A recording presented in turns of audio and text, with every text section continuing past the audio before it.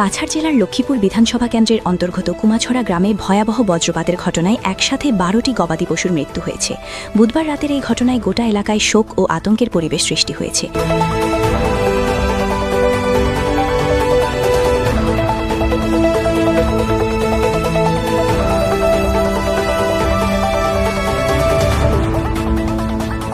জানা গেছে, বুধবার গভীর রাতে হঠাৎ করেই আকাশে ঘন কালো মেঘ জমে ওঠে এবং শুরু হয় বজ্রসহ প্রবল বৃষ্টিপাত।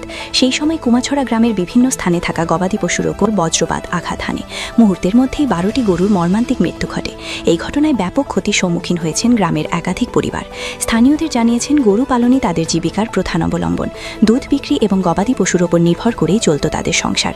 হঠাৎ করে একসাথে এতগুলো গবাদি পশুর মৃত্যুতে তারা চরম আর্থিক সংকটে পড়েছেন। ঘটনার পর এলাকা জুড়ে তীব্র চাঞ্চল্যের সৃষ্টি হয়।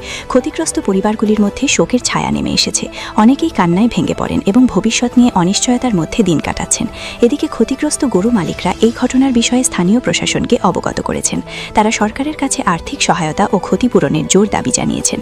পাশাপাশি দ্রুত প্রশাসনিক পদক্ষেপ নেওয়ার জন্য আবেদন জানানো হয়েছে।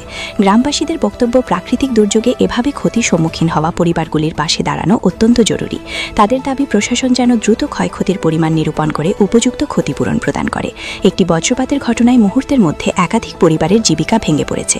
এখন সকলের দৃষ্টি প্রশাসনের দিকে। কবে মিলবে সরকারি সহায়তা, সেটাই দেখার। লক্ষ্মীপুর কুমাছড়া গ্রাম থেকে সুজিত বর্ধনের রিপোর্ট।